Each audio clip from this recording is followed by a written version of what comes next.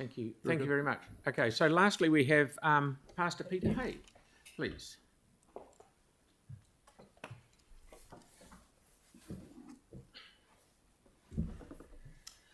Good morning, Mr. Mayor, kia ora, and councillors, delighted to be here this morning. Thank you for your time you've given to the two previous submissions, and now I speak on behalf of the Filipino Church. I've been a minister for 35 years, a minister of religion with the Baptist group, and the Filipino Church, they're all hard workers. All their board members are working this morning, so they've asked me to speak on their behalf.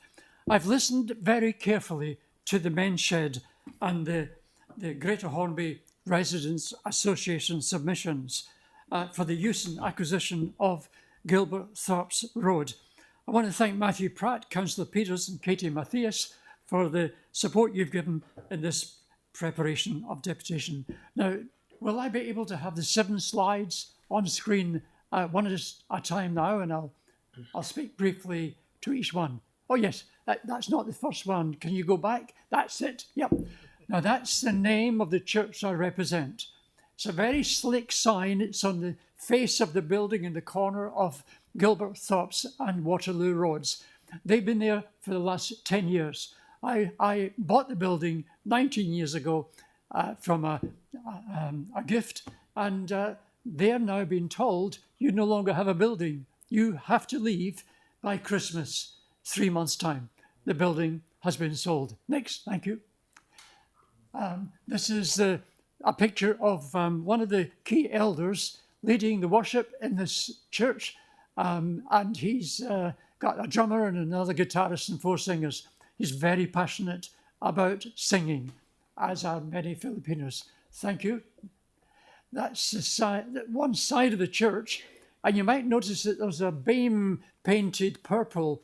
That's the Filipino colours, and they've got their flags en masse at the back of to the right of that beam.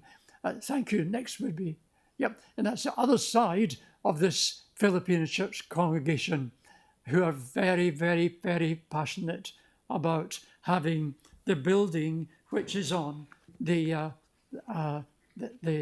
proposed site of 151. Next, thank you. Yeah, that's the old building that they worship in. That's the one that's been sold, and now they have to find alternative accommodation as soon as possible. Next one, thank you. And there's a slick people mover van. Anything they do is of excellence in terms of nature. And finally, the next one, or second last one, that's the pastor who works for Isaac Construction, and he moves the heaviest equipment and has been given a certificate of excellence as he is with the pastor. Next, thank you. And this is a photograph of the board that I took on Saturday. Now, they all have smiling faces. I'm sure you can see that on your screen, but so you won't need to see a paper one here. That board of 12 people consists of 5 builders and a building manager. So half of the board are builders. And look at the smiling faces, because when I asked them, would you be able to replace the now defunct toilet block at the back of the building? And they laughed at me. Would you be able to do all the maintenance work in the hall and any other particular building? And they're laughing at me, the 6 builders. It's just so easy. They're all averaged of 45 years of age, being in the building industry for the last 20 odd years. So they are so passionate about getting this building here, which the council bought from the Presbyterian Church, and in the late 1990s, at which they were very grateful you bought it. But could it be returned to a place of worship, the very purpose for which that hall was built? So I put it to the meeting today. There'll be no cost whatsoever in the replacing of the toilet block. There'll be no cost to the council whatever by all the maintenance that's required by those 5 builders and building engineer. No cost to the council if you allow these 6 parties, I counted 6 different groups who are ready and willing to use. And my final thoughts, I've got 10 seconds to go, Mr. Mayor, and my final thought is this. I submit to the council, you make a decision today that half of the land, and it can be subdivided, half of the land is sold off, and the council can secure some much needed finances, and the other half is for the 6 submitters who are very passionate about using these buildings. And that is my case, ladies and gentlemen. Any questions if there's time? You need to go. You need to go on a Law and Order TV program. Councillor Henstock, please. Thank you very much for your passionate presentation. I see that if you preach like that to your congregation, then your numbers will increase.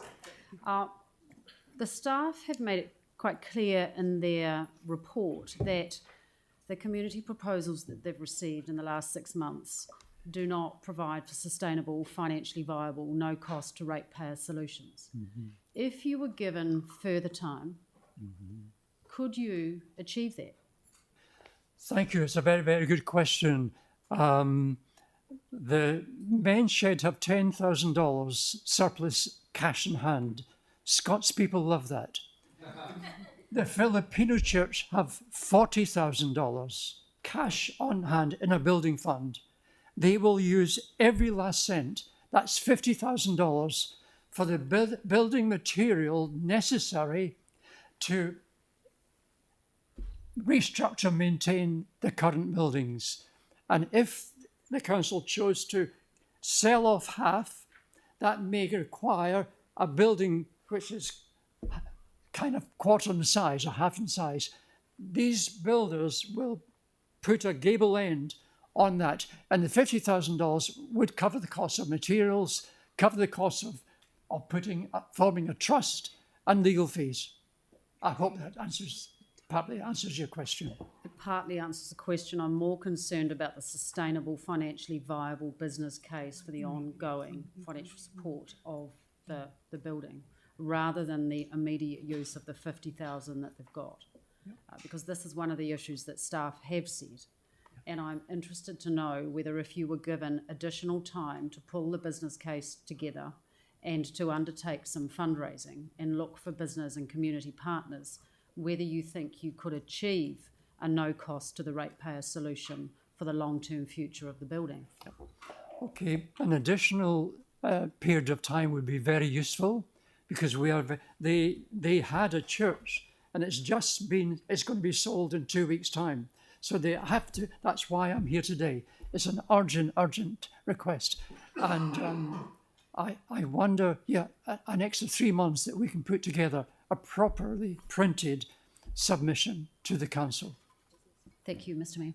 So I just got one question. You want that building and the men's shed want it, or are you fighting it out amongst each other, or what? I'm just trying to... Can I answer that? Yeah, no. We have run out of time, but it's the same building that you're both after, isn't it? Oh yes, yep. We can easily use that building at the appropriate days of the week. Yes, the Filipinos will use it on Sunday for 5 hours. Yes, they'll use it for meetings on Thursday, Friday and Saturday nights, but not during the daytime.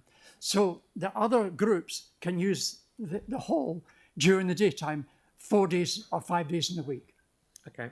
Thank you very much for coming in. We've heard a lot of interesting... Oh, sorry, Iana, you had a question. Sorry, mate. Thank you. I'm just...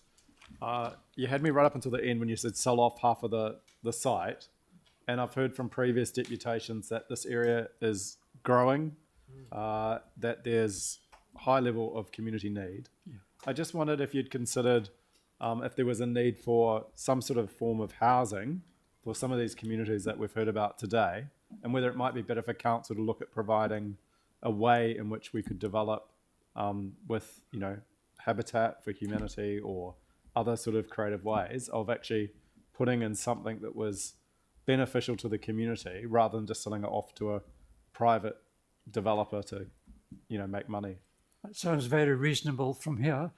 Are you talking about 151, the two sites? 151, 153, are you saying the whole lot is being Yeah, used? I mean, when I kind of reflect on what's happened, and it's September 4th, and so we're reflecting on the earthquake. The Filipino workers that came over Yeah. lived in some of the most appalling housing conditions for so many years while they rebuilt the city. Yeah. The idea of looking at some sort of housing initiative to support the communities in this area, given that they've got skills, they've got talents, you've got the men's shed, Yes. seems to me like there could be possibly greater opportunity by retaining the land and looking at some creative partnerships to address the kind of needs that the community had, rather than selling half of it off. But I don't know, I'm not as familiar with the area as you are, and I don't know that community as well.